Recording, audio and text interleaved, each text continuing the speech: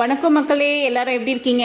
சூப்பரா இருப்பீங்கன்னு நினைக்கிறேன். எல்லாருமே சூப்பரா இருக்கணுங்க, ஆரோக்கியமா இருக்கணும். நல்ல ஒரு உடல் பாத்தீங்கன்னா எந்த ரீதியான நோய் நொடி இல்லாத வாழ்க்கையை வாழ்வதற்கே அப்படின்ற ஒரு குறிக்கோளை நம்ம கையாளணும். ஏன்னா நிறைய பேருக்கு பாத்தீங்கன்னா நோயின்ற ஒரு விஷயம் பாத்தீங்கன்னா அன்றாட வாழ்க்கையில தினந்தோறும் ஃபேஸ் பண்ற மாதிரி இருக்கு. ஸோ அந்த மாதிரியான ஒரு காலகட்டத்தில் நம்ம இருக்கோம்.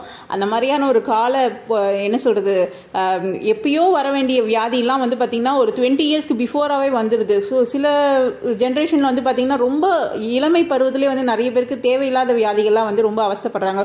ஒவ்வொரு நாளும் பார்த்தீங்கன்னா இந்த வியாதியோட போராடிட்டு மருந்து மாத்திரைன்னு சாப்பிட்டுட்டு ரொம்ப ஒரு ஆரோக்கிய சூழ்நிலையே இல்லாத ஒரு என்ன சொல்றது, ஒரு சுச்சுவேஷன்ல நம்ம இருந்துட்டு இருக்கோம். ஸோ கண்டிப்பாக எது இருக்கோ இல்லையோங்க, கண்டிப்பாக உடல் ஆரோக்கியன்றது ரொம்ப ரொம்ப ரொம்ப ரொம்ப முக்கியங்க. எல்லாருமே பார்த்தீங்கன்னா இன்னைக்கு நான் நல்லா இருக்கேன், இன்னைக்கு நான் சந்தோஷமா இருக்கேன், என்ன நான் ரொம்ப புத்துணர்ச்சியாக இருக்கேன், என்னால் 4 பேரை வாழ வைக்கவும் முடியும், அவங்கள சந்தோஷப்படுத்தவும் முடியும், என்னால் மற்றவங்க 4 பேர் சந்தோஷப்படுறாங்கன்ற ஒரு வாழ்க்கையை நம்ம லீட் பண்ணோம்னா அதுதாங்க அற்புதமான வாழ்க்கை.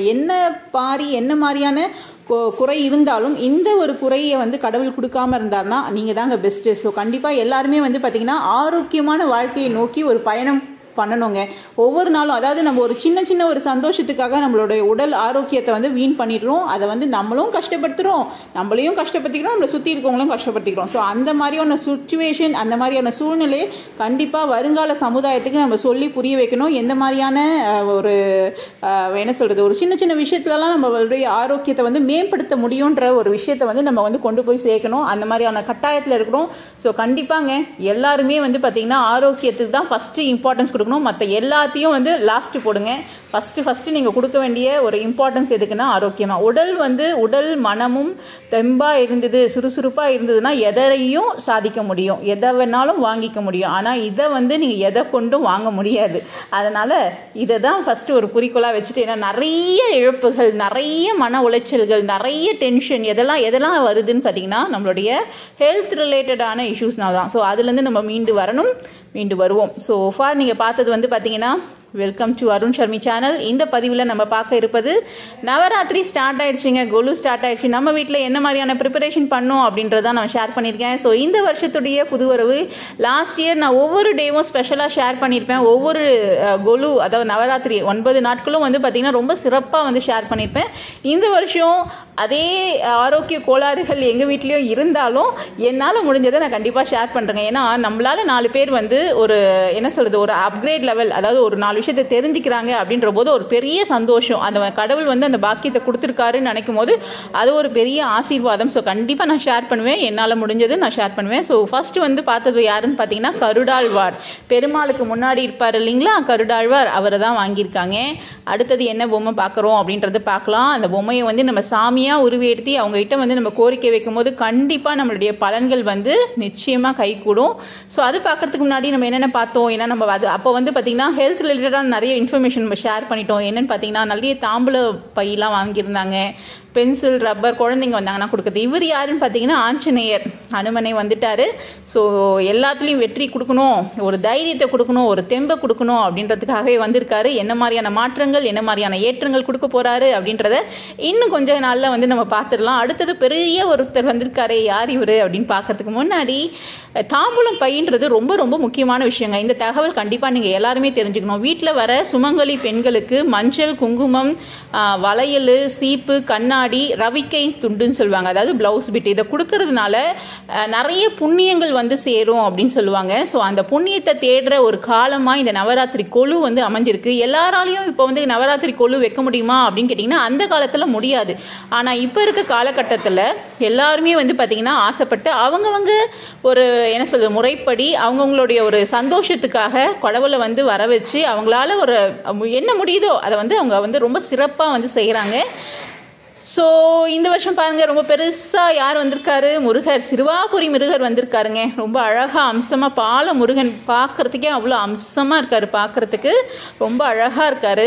பால முருகன் என்ன மாதிரியான ஏற்றத்தையும் என்ன மாதிரியான மாறுதலையும் தரப்போறாரு அப்படின்றத பார்க்கலாம். கருடாழ்வாரும் ரொம்ப அம்சமா இருக்காரு. ஆஞ்சநேயர் ஸோ இன்றைய வருடத்தின் புது வரவுகள் இவங்க தாங்க. இந்த 3 பேர் வந்திருக்காங்க. இந்த 3 பேரும் கண்டிப்பாக நல்லது செய்யணும், எல்லாருமே நல்லா இருக்கணும், நல்ல ஒரு வாழ்க்கையை வந்து வாழணும், நோய் நொடி இல்லாத வாழ்க்கை தாங்க ரொம்ப ரொம்ப ரொம்ப ரொம்ப இம்பார்ட்டன்ட். அது வந்து எல்லாருமே வந்து அனுபவபூர்வமாக உணர்ந்தது. அதாவது கண் கெட்ட பின் சூரிய நமஸ்காரம் செய்யறதுன்றது வேஸ்ட். நம்ம முன்னாடியே வந்து உடல் ரீதியான ஒரு என்ன சொல்றது, ஒரு முன்னேற்பாடுகளை மேற்கொண்டு அதுக்கு வந்து என்ன மெருகூட்டணுமோ அதை மெருகூட்டி மனசை வந்து திடப்படுத்தி தைரியப்படுத்தி எந்த மாதிரியான சேலஞ்சஸ் இருந்தாலும் இதை எதிர்கொள்றதுக்கு நம்மளுக்கு வந்து ஒரு சக்தி கொடுக்கும் நான் நினைக்கிறேன். ஸோ இது எல்லாமே வந்து பார்த்தீங்கன்னா போன வருஷம் நவராத்திரி கோயிலில் பேக் பண்ணி வச்சிருந்தது. ஸோ அதை தான் நம்ம வந்து ஓப்பன் பண்ணி அழகாக தொடச்சி அரேஞ்ச் பண்ணுறதுக்காக இது வந்து எடுத்து வச்சிருக்கோம். பாருங்கள், எல்லாத்தையும் அழகாக தொடச்சி வச்சாச்சு. இதுக்கப்புறம் நம்ம வந்து அழகாக அந்த படிக்கட்டில் அடுக்கிற வேண்டிய வேலை தான். ஸோ எல்லாம் வந்து ஃப்ரெஷ்ஷாக நான் வந்துட்டோம், நாங்கள் இருக்கோம் அப்படின்னு ஒரு தைரியப்படுத்துறதுக்கும் ஒரு ஊக்கத்தை கொடுக்கறதுக்கும் வந்திருக்காங்க. ஸோ பாருங்க, எல்லாரும் வந்து பார்த்தீங்கன்னா பலப்பலன்னு வந்திருக்காங்க. இந்த 9 நாட்களும் வந்து பார்த்தீங்கன்னா அழகாக அந்த என்ன சொல்றது, கொலுல உட்காந்து நம்மளுக்கு வந்து நல்ல ஒரு அனுபவங்களையும் நல்ல ஒரு மாற்றத்தையும் வந்து கொடுக்க போறாங்க. கண்டிப்பா கொடுப்பாங்க. உங்களுக்கு வந்து நம்பிக்கை இருந்ததுன்னா கண்டிப்பா வந்து நீங்களுடைய வேண்டுதலை வச்சுட்டு நீங்க கேட்டீங்கன்னா கண்டிப்பா நடக்கும். அதே மாதிரி நான் கேட்டேன் நடக்கலையே அப்படின்னு கேட்டீங்கன்னா அதற்கான சந்தர்ப்பத்தை அவங்க ரொம்ப வலுப்படுத்தி கொடுக்க போறாங்கன்னு எனக்கு. அதாவது நம்ம கடவுள்கிட்ட போய் நின்ன உடனே ஒரு விஷயத்தை நம்ம கேட்டோடனே அவர் கொடுத்துட்டாருன்னா அது வேற. நிற்க வச்சு காக்க வச்சு கொடுக்குறாருன்னா அது ரொம்ப பெஸ்ட்டாக இருக்க போகுது, ரொம்ப ஸ்பெஷலாக இருக்க போகுதுன்னு சொல்லிட்டு வெயிட் பண்ணணும். இல்லையே கொடுக்கலையே, நீ கொடுக்கலப்பா நான் போகிறேன் அப்படின்னு சொல்லிட்டு நம்ம போனோம்னா நம்மளுக்கு தான் நஷ்டம் வரும். ஸோ நம்பிக்கையோடும் தன்னம்பிக்கையோடும் நம்மளுடைய முயற்சி, நம்மளால் முடிந்த முயற்சியை வந்து மேற்கொண்டு நம்ம வந்து கேட்டோம்னா கண்டிப்பாக ஒரு பவர்ஃபுல்லான ஒரு பவர் பேக் பிளஸ்ஸிங்ஸோட நம்மளுக்கு கிடைக்கும்ன்றது உறுதி. பாருங்கள், அழகாக செட் ஆயிடுச்சு. முன்னாடி நாள் நம்ம அழகாக செட் பண்ணி வச்சாச்சு, லைட்டிங்லாம் போட்டாச்சு. இந்த சைடு வந்து பார்த்தீங்கன்னா சிறுவாபுரி முருகர் அழகாக மணல் மேடு மேலே அழகாக அமர்த்தி அவரையும் அழகாக அலங்கரித்து உட்கார வச்சாச்சு. இந்த சைடு வந்து பார்த்தீங்கன்னா இந்த கல்யாண செட்டுன்னு சொல்லுவாங்க இல்லைங்களா, ஸோ அவங்களெல்லாம் வந்து உட்கார வச்சாச்சு. ஒரு தனியாக ஒரு பார்க் செட் மாதிரி அழகாக உண்டு பண்ணி அழகாக உட்காந்தாச்சு. தவழ்கிற கிருஷ்ணன் எல்லாருமே உட்காந்துருக்காருங்க பாருங்க. ஸோ ரொம்ப அழகாக இருக்காங்க. அவ்வளோதாங்க, கொலு ஸ்டார்ட் ஆயிடுச்சுங்க. கலசம் வச்சாச்சு, தேங்காய் கலசம் வச்சாச்சு. விளக்கேற்றி அழகாக அதாவது பிரம்ம முகூர்த்தத்துலேயே வந்து பார்த்தீங்கன்னா தாம்பூலம் வச்சு அழகாக விளக்கு ஏற்றி கலசம் வச்சு ஆரம்பிச்சாச்சு. எல்லாரும் அமக்கலமாக வந்து உட்காந்துருக்காங்க. இந்த 9 நாட்களும் சூப்பராக அருள் புரிவாங்க. அது நல்ல பவர்ஃபுல்லாக இருப்பாங்கன்னு அம்மன்.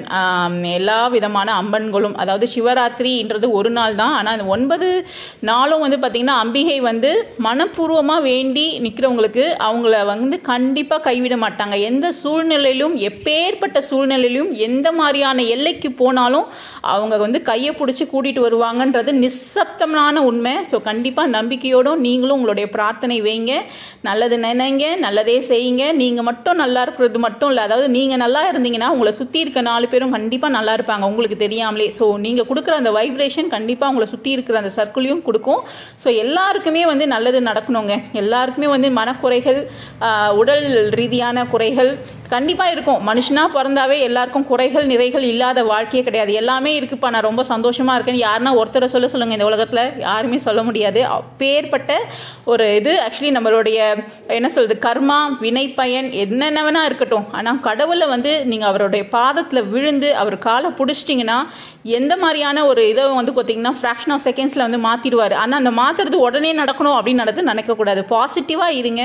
அதாவது கடவுளை வந்து நம்பி இருந்தோம்னா கண்டிப்பா அதுக்கான மாறுதல் தெரியும். நீங்க பாசிட்டிவா இருக்கீங்க இல்லைங்களா, அதுவே வந்து கடவுள் வந்து உங்க கூட இருக்காருன்றதுக்கு ஒரு சிறந்த அறிகுறி. ஸோ கண்டிப்பா எல்லாருக்கும் நல்லதே நடக்கணும்.